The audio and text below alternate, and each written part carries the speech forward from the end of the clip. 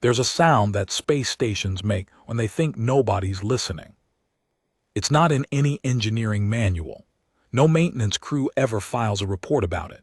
But if you've spent enough time alone on a deep drift posting, one of those skeleton crew monitoring platforms anchored between two star systems where the cargo traffic is light and the silence is heavy, you learn to hear it.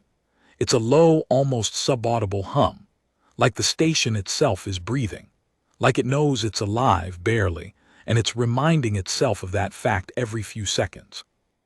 I used to lie in my bunk during off-rotation and just listen to it. My name is Callum Reyes, Senior Liaison Officer, 3rd Class, United Earth Diplomatic Corps. Which sounds impressive until I tell you that I was stationed on Waypoint Mile 7, a refueling and customs checkpoint platform orbiting a dim orange dwarf called Sulith Star, roughly 41 light-years from Earth. Nobody famous came through Mile 7. Nobody important. The platform processed mid-range cargo haulers, agricultural transport ships, a handful of medical supply convoys, and the occasional private vessel whose owners didn't want to deal with the busier verification lanes at the Ethan hub. It was paperwork and scan logs, and occasionally talking down a frustrated Drelhari captain who felt his cargo had been held too long by our inspection drones. That was my life for 2 years. I don't say that with resentment. I chose the posting. I actually volunteered for it, which made my supervisor raise both eyebrows so high they nearly left her face. She'd asked me why 3 times. I'd told her I liked quiet work. She'd looked at me like she wasn't sure if that was admirable or concerning, and then she'd signed the transfer. The truth, the real truth I didn't say out loud, was that I'd been through something difficult the year before. A failed diplomatic assignment on Cathara Station that went wrong in ways that are still technically classified, and I'd needed somewhere to just exist for a while. Somewhere low stakes. Somewhere I could drink bad station coffee and watch cargo manifests scroll past and not feel responsible for the fate of any interstellar relationship. Mile 7 was exactly that. For 22 months, it was exactly that. And then the boy arrived. I was on early rotation the morning it happened. Morning being a relative concept on a station that doesn't experience sunrise, but we kept Earth Standard Time because that's what the Corps ran on, and 600 was when the first shift began whether or not your body agreed. I was on my second coffee. The replicator on level 3 made it slightly better than the one on level 2. I'd done extensive research on this when the proximity alert chimed. Soft alert, not urgent. Just a vessel entering our scan range. I pulled up the display. Small ship, very small. The kind of vessel classification that the system initially labeled as shuttle or comparable before upgrading its assessment to light scout, unknown registry. That second part made me sit up a little straighter. Unknown registry didn't necessarily mean illegal. Sometimes it meant old. Sometimes it meant a colony vessel operating on outdated transponder protocols. But it was worth watching.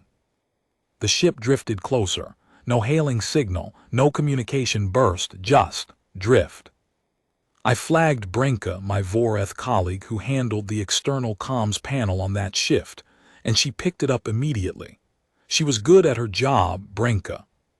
4 arms, each one capable of independent task management, which meant she was basically 4 operators in one, and made the rest of us feel perpetually inadequate. Hailing, she said, her lower left arm already working the frequency controls while her upper right keyed in the standard greeting protocol. Nothing. She tried again. Standard greeting, then the wider spectrum pulse that could reach older communication systems. Still nothing.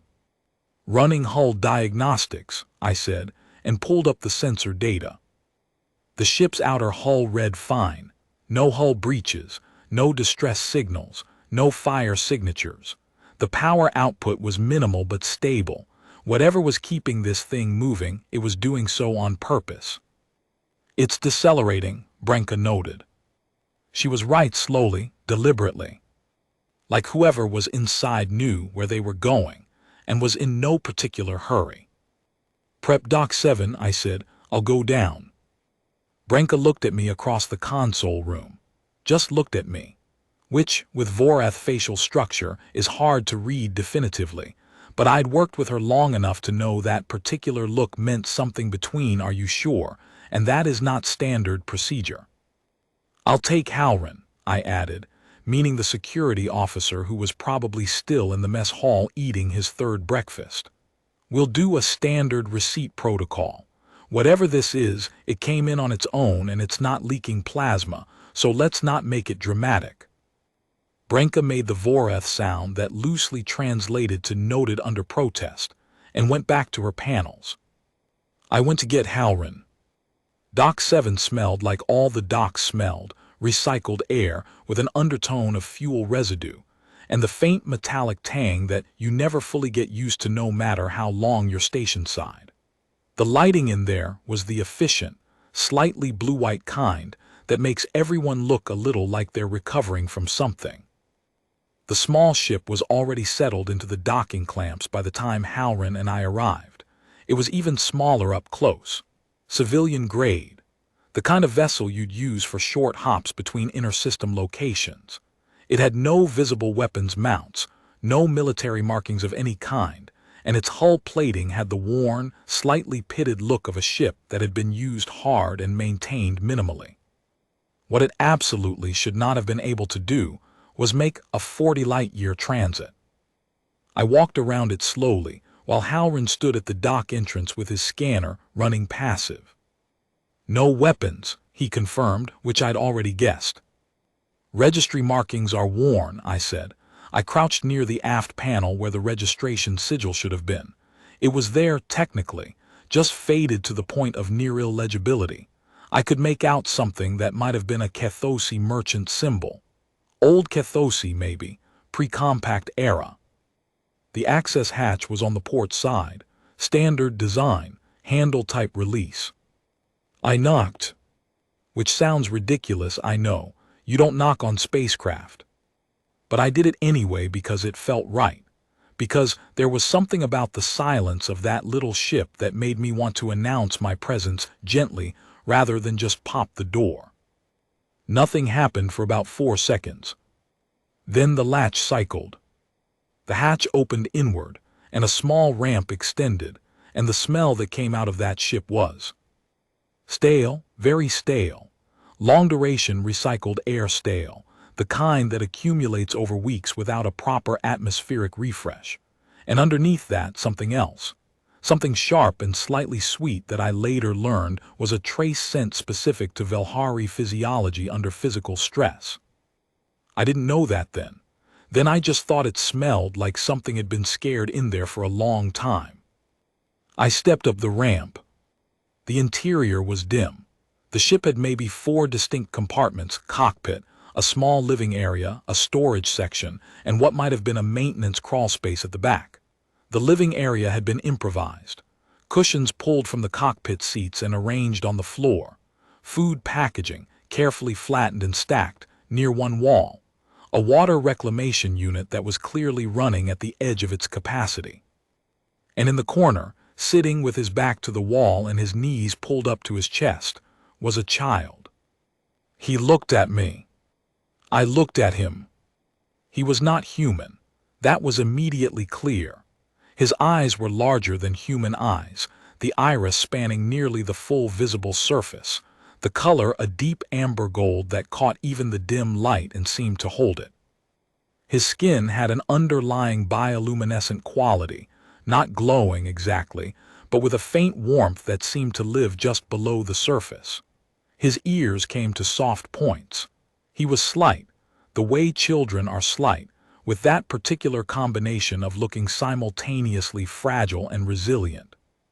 He looked about 8 years old, maybe 9, but age is tricky across species. He was alone. Completely, entirely alone on that ship. I didn't move too fast. I crouched down so I wasn't looming over him, so my head was closer to his level, and I said softly, in Galactic Common, which is the trade language most species learn first, "Hey." Are you all right? He stared at me. His large amber eyes moved across my face with the careful attention of a creature that has learned to read danger quickly. Then he said, in a voice that was quiet and slightly hoarse from what might have been days without speaking, a single word. And that word was not in Galactic Common. It was in English. My English. Specific, particular English, with the slight flattening of vowels that sounds like somewhere in the American Southwest. He said, "Dad, I'm going to be honest with you. In my years of diplomatic work, I had been trained for a lot of things. De-escalation of interspecies conflict, emergency medical triage in multi-species environments, hostage negotiation protocols developed jointly by Earth and 4 other member species of the Compact. I had certification in crisis communication. I had a sub-certification in xenopsychological stabilization. I was not trained for this.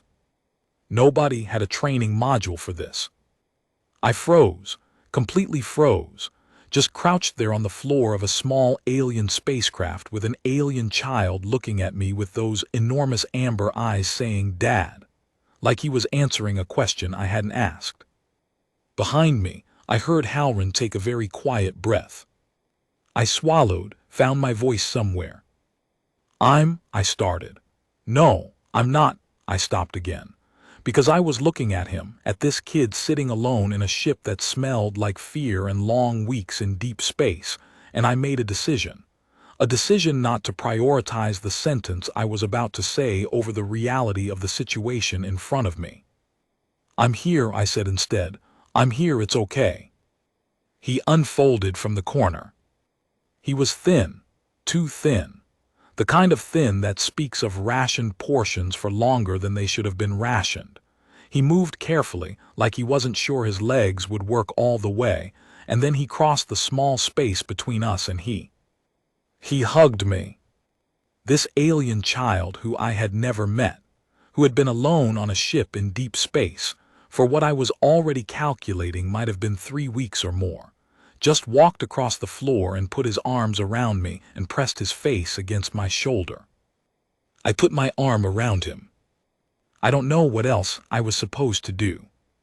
Halrin, who was a large man with a practical mind and not much given to displays of sentiment, cleared his throat and said quietly, "I'll get the medical unit." And then it was just me and this child in the dim ship, and I held him while he shook once, twice, and then went still. Not asleep, just still, like he'd been waiting for something solid to hold onto and had found it. After a moment I said gently, "What's your name?" He pulled back just enough to look at me. Those amber eyes up close were extraordinary. There were small flecks of something brighter in the iris, almost like light was trapped inside them. "Sarath," he said. "Sarath," I repeated. "Okay, Sarath, my name is Callum. Can you tell me what happened? How long have you been on this ship?" He looked at me for a moment like he was calculating something. How much to tell me, maybe, or how much I could understand. Then he said, 23 days. 23 days. On a ship with no support crew, barely functional life support, and food supplies that were clearly running critically low. 23 days, alone in deep space. "How old are you?" I asked. 9 cycles, he said, almost 10.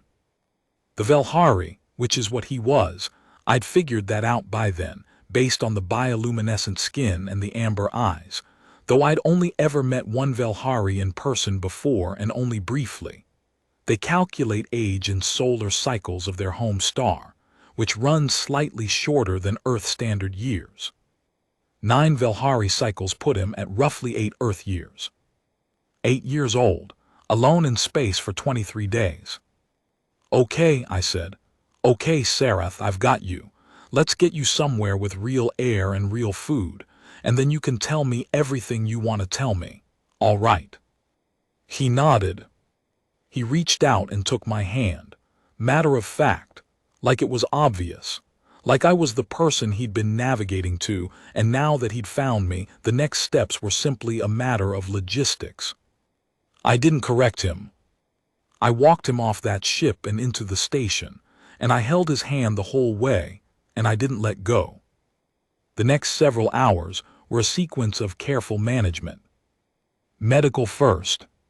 Station physician Torvin Adrelhari, with an excellent bedside manner and a particular gift for multi-species assessment, gave Sarath a thorough examination.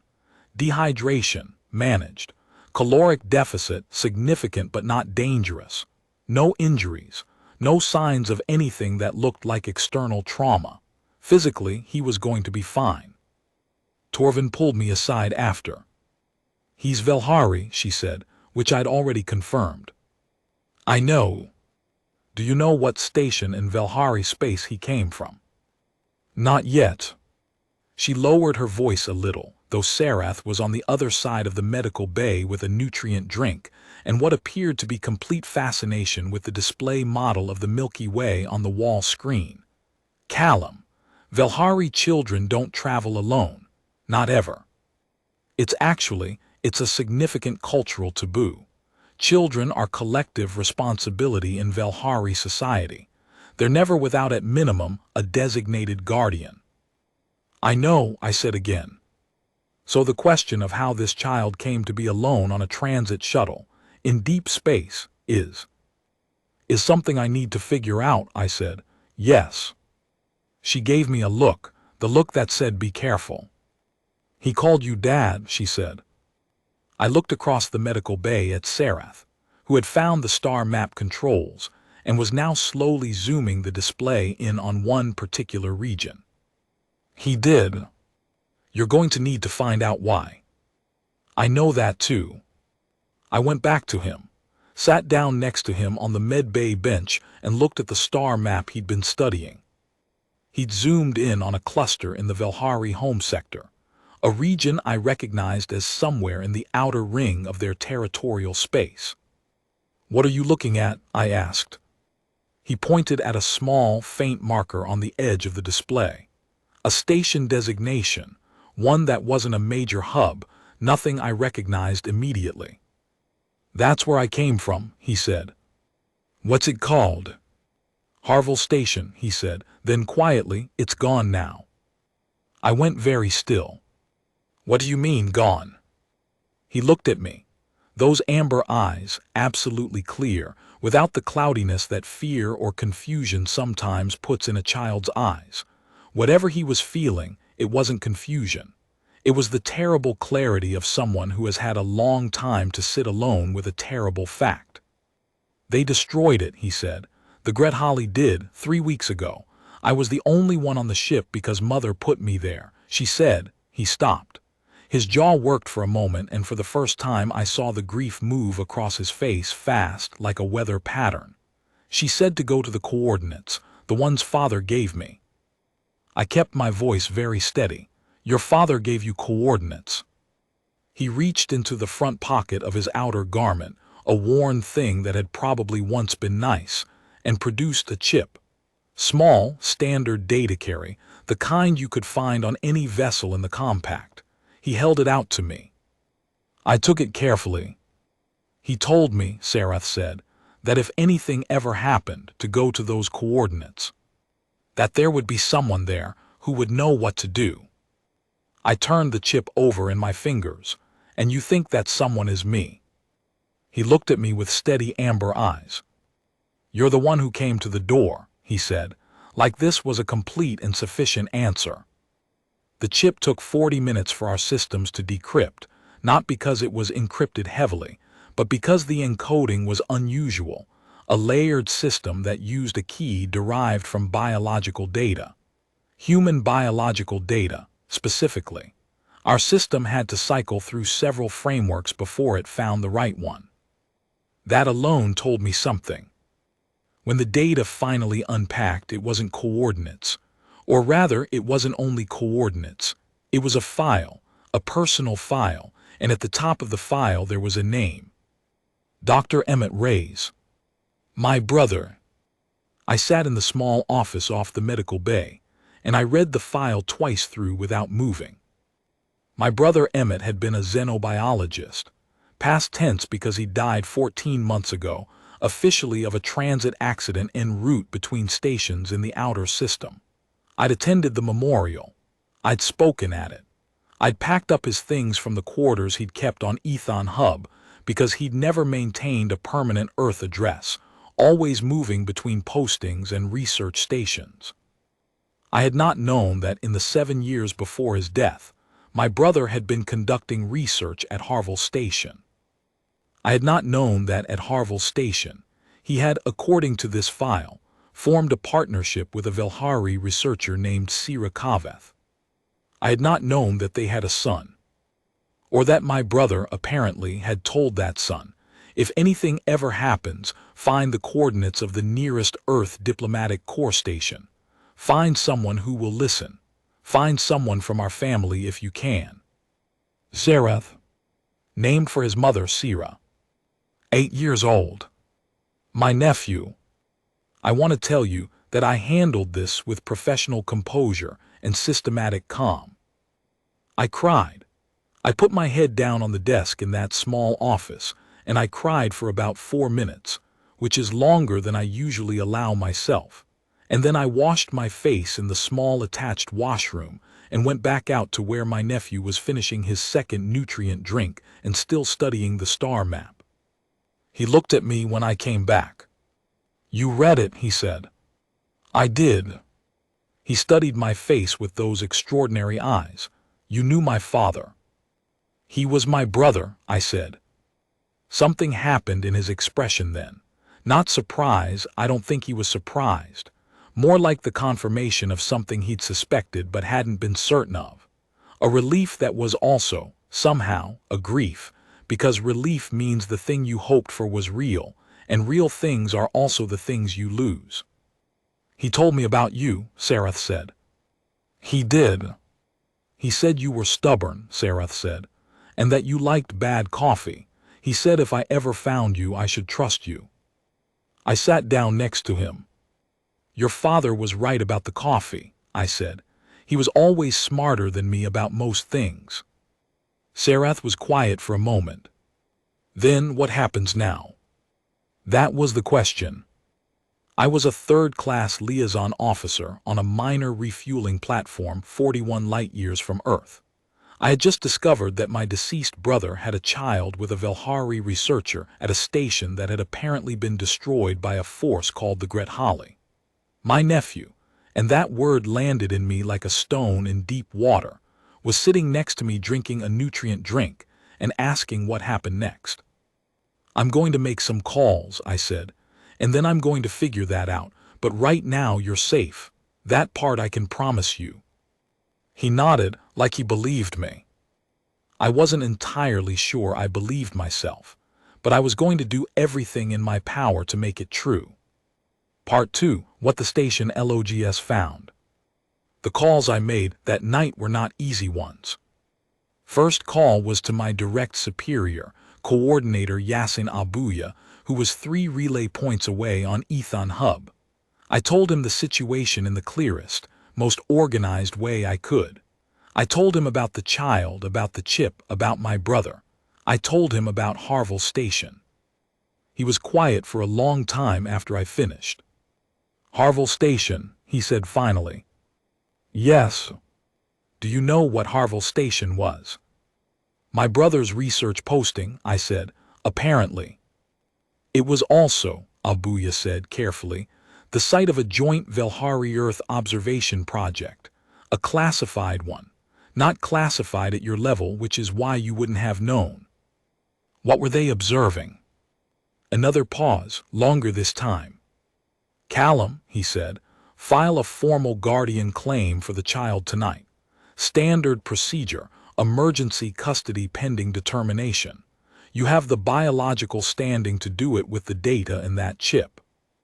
"That's not an answer to my question." "No," he agreed. "It isn't. File the claim, keep the child safe. I'm going to make some calls of my own." He disconnected. I filed the guardian claim. It took 11 minutes because the multi-species custody protocols are complex, but I knew the framework. By the end of it, Sarath was officially under my temporary guardianship as his closest surviving Earth lineage relative, pending full compact determination. I put him in the spare bunk in my quarters. The platform had individual crew quarters, small but private, and I sat in the outer room and thought about what Abuya had said.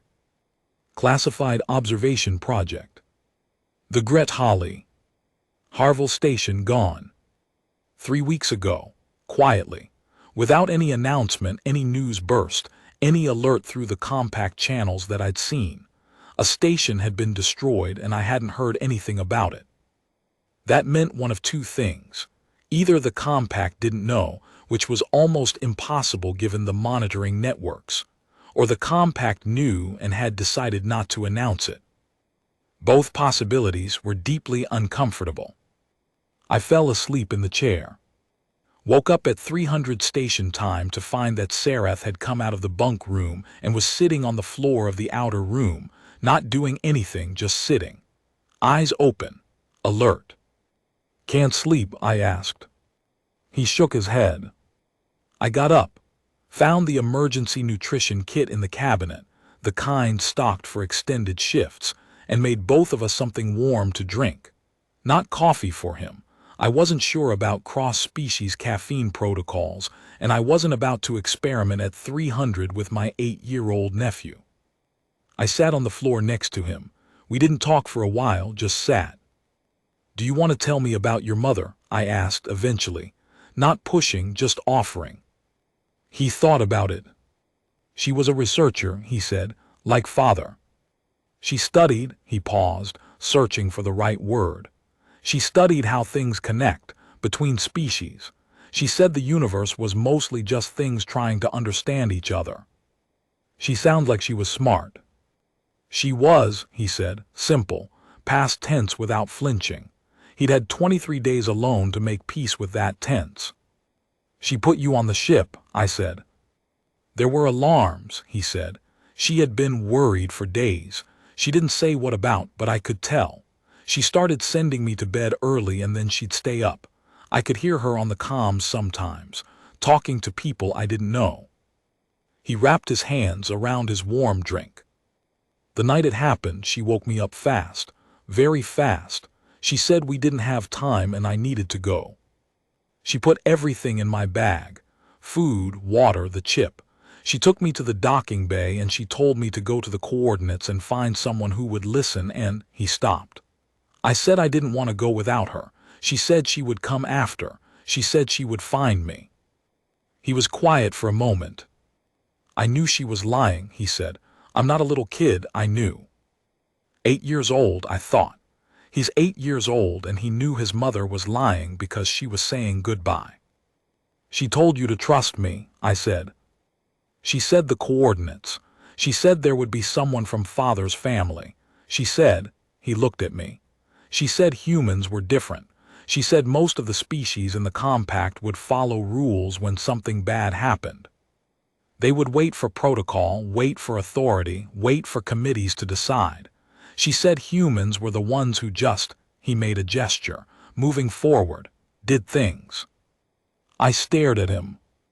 "Your mother said that about humans." "She said father always said it. She said it was annoying and also true." I laughed. It came out shorter and sharper than I expected, but it was real. "Your father definitely said things like that," I said. "Emmett was..." I stopped, tried again. "He was always saying things like that, that humans were annoyingly capable in a crisis. It was sort of his theory." Sarath looked at me with those steady eyes. "Is it true?" I thought about everything that was happening, about the calls I needed to make, about the classified station and the Gret Holly, and the fact that a child had crossed 40 light years alone based on a chip, and a dying mother's last instruction. "I'm going to try to make it true," I said. "How's that?" He considered this seriously. Then he nodded like we'd made an agreement. "Okay," he said. The second call, the one that changed everything, came in at 800, while I was on the main deck reviewing the night logs. It wasn't from Abuya. It was routed through the highest priority diplomatic channel the platform had, the kind reserved for compact council communications, the kind I'd never personally received in my 2 years on Mile 7. I sat down before I answered it. The face that appeared on the screen was not one I recognized. She was Velhari, that much was immediately apparent, the same amber eyes as Sarath, the same bioluminescent undercurrent to the skin, though in her case it was deeper, richer, like the light underneath was older. She was not young. Her hair was silver white and worn in a style that I vaguely remembered from something I'd once read about Velhari cultural hierarchy. She was also, unless I was significantly misreading the situation, wearing a crown. Not a ceremonial suggestion of a crown, an actual crown, the Velhari kind, which is more like a circlet of living material, a bioconstructed element that, if my memory was correct, is genetically keyed to the individual who wears it and cannot be replicated. The Velhari Queen. I was video calling with the Velhari Queen. I was in my standard issue duty uniform, holding a half-empty coffee mug, at a desk on a minor refueling platform. I set the mug down. I straightened. She looked at me for a moment before she spoke. Her expression was composed, the kind of composed that comes from decades of maintaining it under pressure. But there was something underneath it, something very carefully contained, that I recognized because I'd seen it in Sarath's face the night before. "Liaison Officer Reyes," she said. Her galactic common was impeccable. "I am told you have my grandson." I am going to tell you exactly what I said. I said, "Yes, Your Majesty. He arrived yesterday. He's safe, he's been seen by our station physician, and he's currently eating breakfast." She closed her eyes for just a second. Just 1 second, then opened them again. "You read the chip," she said. "I did.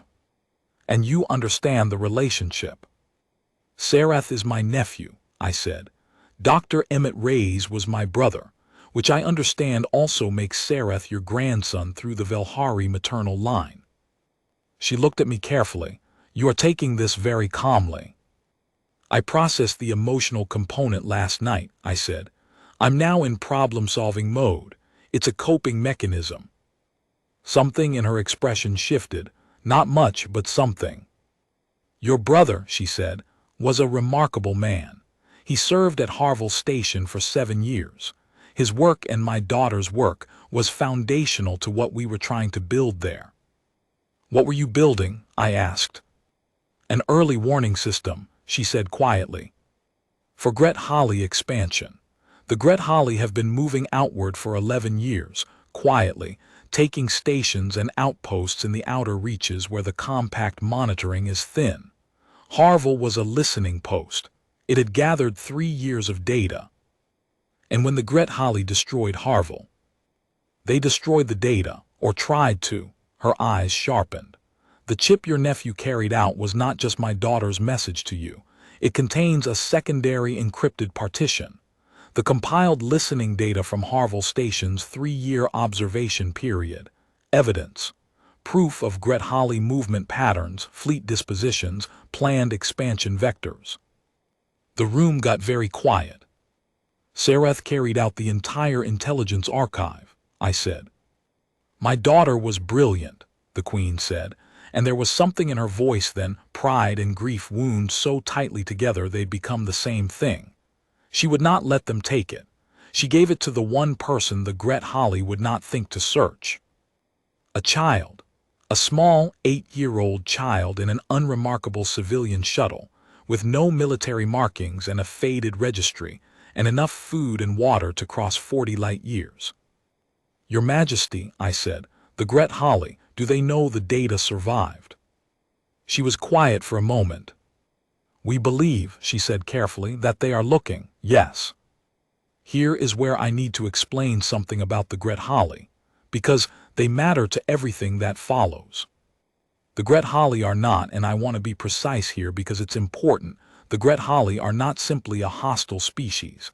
They're not the standard model empire-building aggressors that show up in half the historical records of compact formation. They are sophisticated, patient, and deeply political.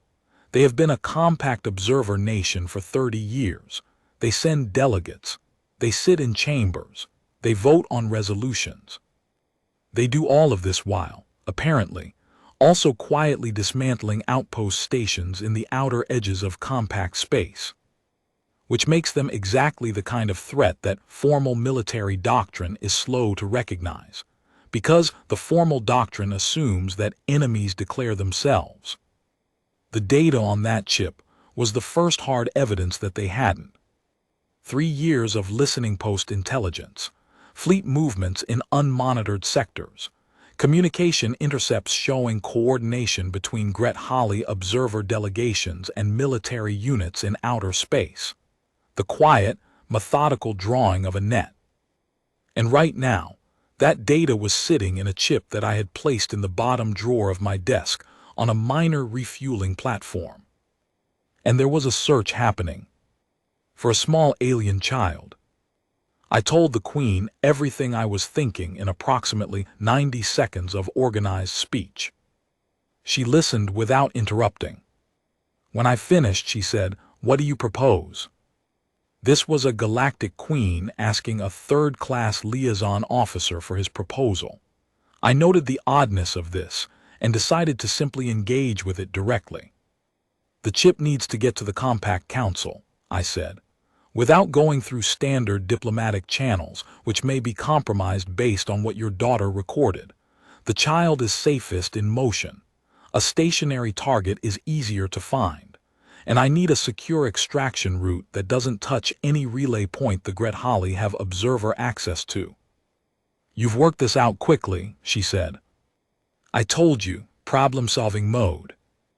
"I see what my daughter saw in your brother," she said quietly. It wasn't quite a compliment. It was something more than a compliment. "Your Majesty, I need resources I don't have. I need a ship with military-grade shielding.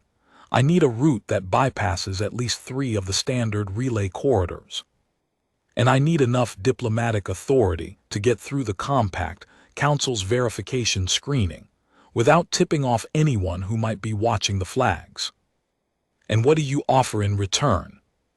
"The chip," I said, "which I can extract the secondary partition from within the next 2 hours, and my brother's son brought safely to you." She looked at me. And here is the thing I want to tell you about this moment, because I've replayed it many times since. The Queen of the Velhari, a species with a civilization that predated Earth's space age by 4 centuries, a monarch who had led her people through wars and compact negotiations, and the slow political work of securing territory and rights for 3 decades. She looked at a mid-level human diplomat on a backwater platform, and she made a calculation. She looked at me like she was testing the weight of something, like she was trying to determine whether I was the person who would carry it. "You said he called you father," she said. The question surprised me. It wasn't where I expected her to go. "Yes," I said, "when he first came off the ship." "He recognized you," she said. "Velhari children are sensitive to lineage resonance. It's biological. He would have perceived the familial connection before you knew who he was." She paused. "He chose to come to your platform. He had the coordinates of 3 other compact stations. He chose this one." I hadn't known that there were other options on the chip. "He chose you," the Queen said. "A Velhari child's recognition is not a small thing, Officer Reyes." "Callum," I said, before I could think about whether that was appropriate to say to a monarch. She almost smiled, the very edge of it. "Callum," she said, "bring my grandson to me, and bring what my daughter died to protect, and I will give you everything you need to do it." Part 3, Getting Out. 2 hours. That's how long I had between the Queen's call and the first anomalous sensor contact that Brinka flagged from the external panels. 2 hours to brief Sarath, extract the secondary data partition from the chip, copy it to 3 separate emergency carrier formats for redundancy, delete the primary partition, and arrange our departure from Mile 7 in a way that looked like scheduled routine and not urgent flight. I was good at the first hour. The second hour was more difficult because Sarath refused to be simply briefed. He was 8 years old. He was intelligent, and he had been alone for 23 days with nothing to do but think. When I sat down with him and started explaining the situation in the careful, organized way I'd planned, he interrupted me 3 times with questions that went directly to the structural core of what I was saying. And by the end, I'd stopped giving him the prepared version and was just talking to him like he was a colleague. "The chip has the data," he said. "The secondary partition, yes. And the grit Holly wanted. Based on what your grandmother told me, yes. And they're looking for me." I paused. "We don't know for certain. Are they looking for me?" "Probably yes." He nodded, no visible fear, just the same careful thinking. "And my grandmother is the queen." "Yes." He absorbed this. "Father didn't tell me that." "I don't think he knew, actually. Or I think he might have known and not mentioned it because he didn't want it to complicate things." "That sounds like something he would do," Sarath said, with the affectionate exasperation that only people who loved someone well can produce. "It sounds exactly like something he would do," I agreed. "And you're going to take me to her?" "That's the plan." He was quiet for a moment. Then he said, "What do you need me to do?" I looked at this 8-year-old child, my brother's son, my nephew, sitting in a too large station issue shirt with his amber eyes steady and his hands folded, and his whole bearing communicating something that I can only describe as readiness. "I need you," I said, "to stay close to me. And to do exactly what I tell you when I tell you, without asking why in the moment. You can ask why after." "Okay," he said, "then, and you'll tell me the truth about what's happening." "Always," I said. "Okay," he said again, like this was the part that mattered. The ship the Queen had arranged was not what I expected. What I expected, given the circumstances, was something military, something with plating and armaments and the kind of energy signature that says "do not approach."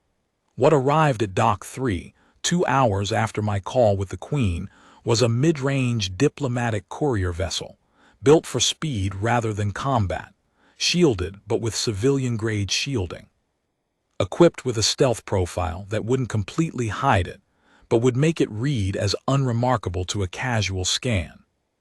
Which, the Queen's aide had explained when she'd sent the vessel specifications, was entirely the point. Military-grade shielding meant military-grade interest. Diplomatic courier meant nobody gives it a second look. The pilot was a Velhari named Dreth Sorova. He was older, gray-haired, with eyes that had faded to a pale amber, and the kind of face that suggested significant experience in situations where expressions needed to be controlled. He greeted me in Galactic Common and Sarath in Velhari, and the exchange between them was brief, but told me everything. Dreth knew who Sarath was, and was treating him with a very careful and specific kind of respect that wasn't the condescension that adults often deploy toward children, but actual respect. The respect you give someone who has done something difficult. We left Mile 7 in the standard departure queue. Nothing unusual. Third in line behind an agricultural transport and a privately registered shuttle. I filed the standard departure notice with Brenka, who looked at me with those 4 arms very carefully arranged and said, in a voice quiet enough that only I could hear, "Come back in one piece, Callum." I said I'd try. She made the Voreth gesture that means that is not good enough, but I understand, and went back to her panels. The first 3 hours of transit were uneventful.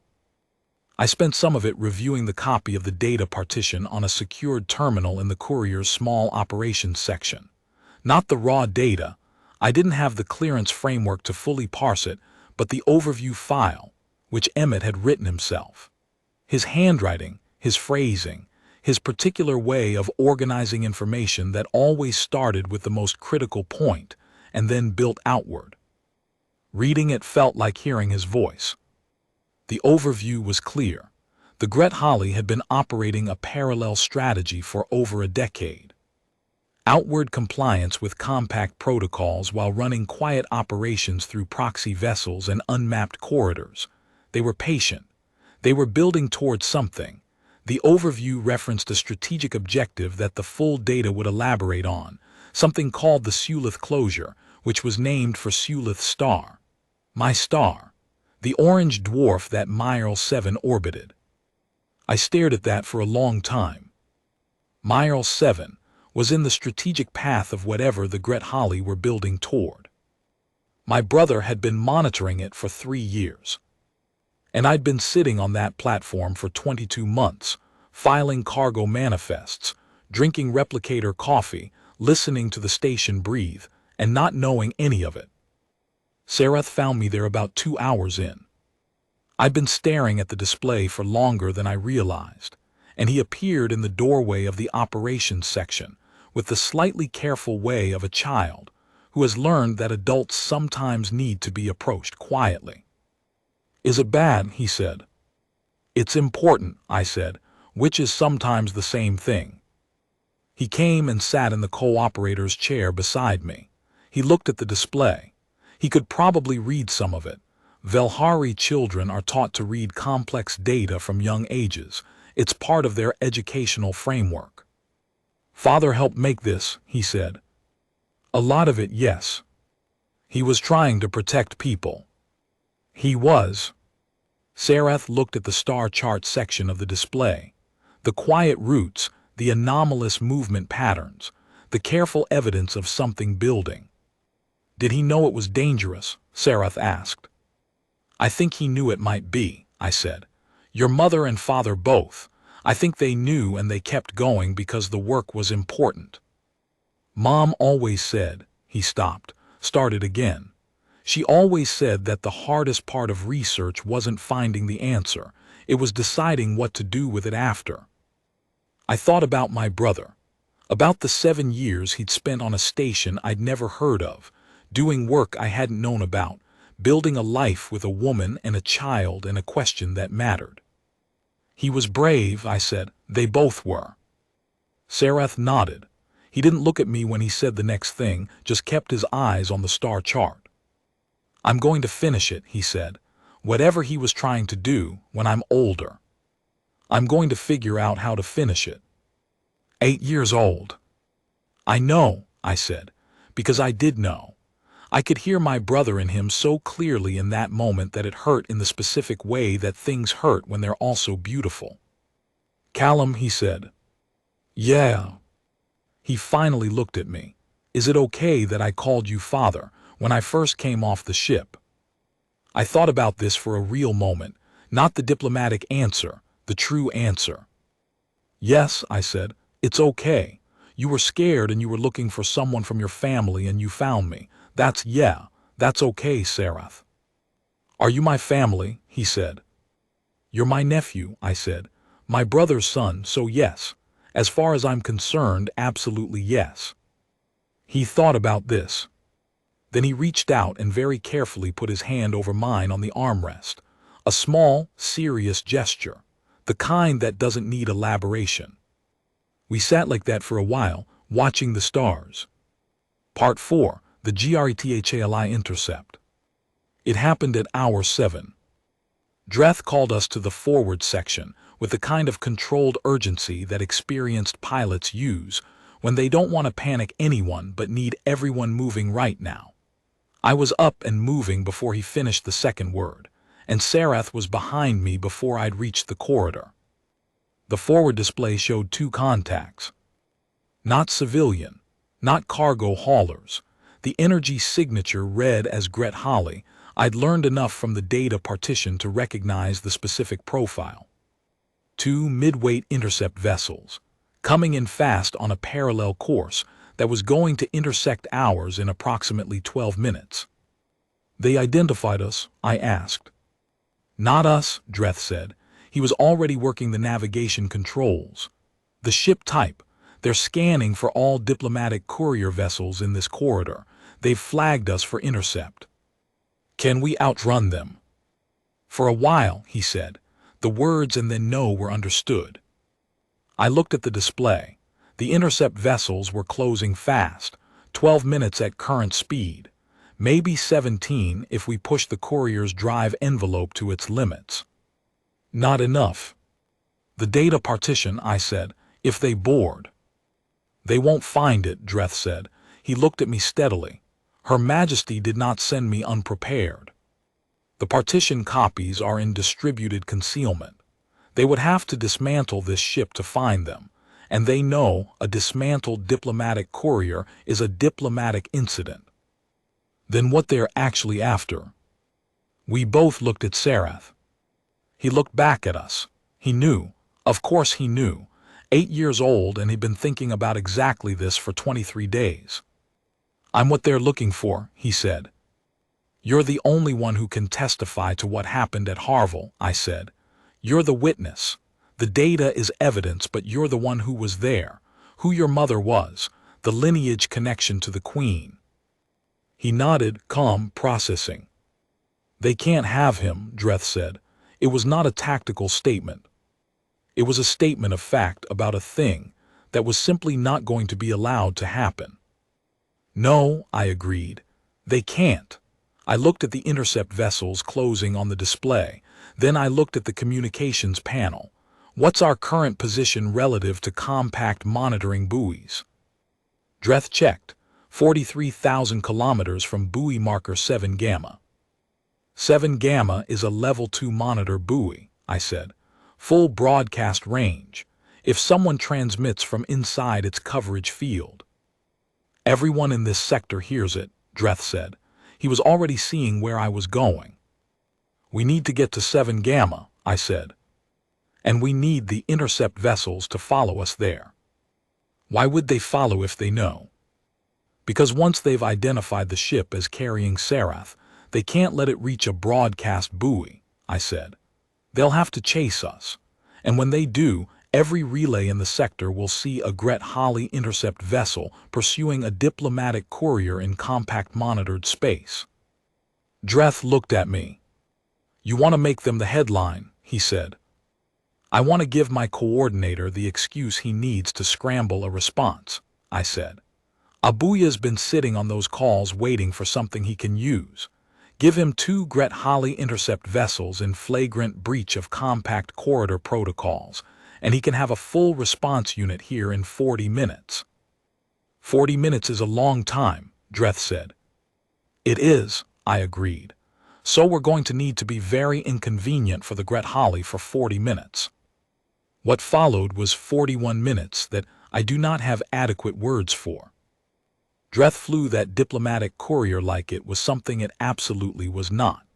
He found angles and margins and gravitational assist arcs that the engineering specs of the vessel probably didn't account for. He used the messenger buoy's own gravitational shadow as cover, and he burned the courier's drive at 140% of rated capacity for a stretch that the system flagged 14 separate warnings about, and he was magnificent. I was on the communications panel. I broadcast everything. Our position, the intercept vessels, the data packet overview, the sanitized version that could be publicly transmitted, everything that Abuya needed to see to act. And then I broadcast to the wider compact relay network, because the Gret Holly didn't know what was on the data partition, but they knew they were chasing something worth chasing, and I wanted the universe to know they were chasing it. Sarath sat strapped into the co-pilot's seat because it was the safest seat on the ship, and he did not make a sound and he did not flinch, and every time I looked at him, I thought about my brother. The Gret Holly intercept vessels made 2 approach passes. They hailed us 4 times. Their final hail was a demand that we surrender the vessel for inspection under claimed security protocols that were transparently fabricated, and that I noted very precisely in the broadcast for the record. At minute 38, compact response vessels arrived. 4 of them. 2 Earth Diplomatic Corps escort ships, the kind with actual armaments, and 2 Velhari military carriers that had clearly been moving toward us since well before the intercept, which told me the Queen had not been as unprepared as the situation might have suggested. The Gret Holly intercept vessels stopped. They didn't withdraw, they stopped. Hung in space, and I imagined the very uncomfortable conversation happening in those vessels between the commanders and whoever they reported to, about how badly this had gone. Dreth brought the courier to a full stop. The stars outside the viewport were very still. Sarath unclenched his hands from the armrests slowly, like he'd forgotten they were gripping, and took a long breath. "That was 41 minutes, he said. "Was it?" I said. "It had felt longer." "I counted," he said. Of course he had. Part 5. The Queen. The transfer to the Velhari military carrier took 20 minutes. The carrier was a large vessel. The Velhari build their military ships with significant internal space, a reflection of their cultural preference for what they call considered movement, the idea that spaces should allow for deliberate action rather than cramped reaction. The escort to the Queen's receiving chamber was formal. 2 rows of Velhari honor guard, tall, amber-eyed, their formal dress armor carrying the bioluminescent inlays that indicated active service. They moved with the kind of precision that comes from deep practice, and they watched us, watched Sarath specifically, with an attention that wasn't quite the military attention they directed outward. It was something more personal. Some of them had almost certainly known his mother. Sarath walked straight, head up. The way he'd been walking since we'd left the courier. I stayed at his left, and Dreth stayed 1 pace behind. The chamber itself was not throne room theatrical. The Velhari Queen received us in what I later learned was her operational briefing room, a space designed for work rather than ceremony. Maps and data displays occupied most of the walls. A long table dominated the center, with a chair at the head that was more substantial than the others, but not in a way that announced itself loudly. She was standing when we entered, not sitting behind a desk, standing in the center of the room between the table and the door. She looked at Sarath, and Sarath looked at her. For a moment nobody moved, nobody spoke. The honor guard stood still, Dreth stood still, I stood still. And then Sarath, 8 years old and all the composure of the last 23 days, simply walked forward. He stopped 2 feet in front of her. He looked up at her face, and she looked down at his, and I could see her taking him in, cataloging him, the way people do when they're looking at someone they've known about but never met, checking the reality against the idea. I saw the moment she found Sira in his face, his mother's brow, his mother's set of the jaw, and Emmett's eyes, not the amber color, which was all Velhari, but the expression in them, the steady, thinking quality that my brother had always carried. She reached out and touched his face, 1 hand very gently, the fingertips barely making contact. He didn't flinch, he leaned into it just slightly. She made a sound.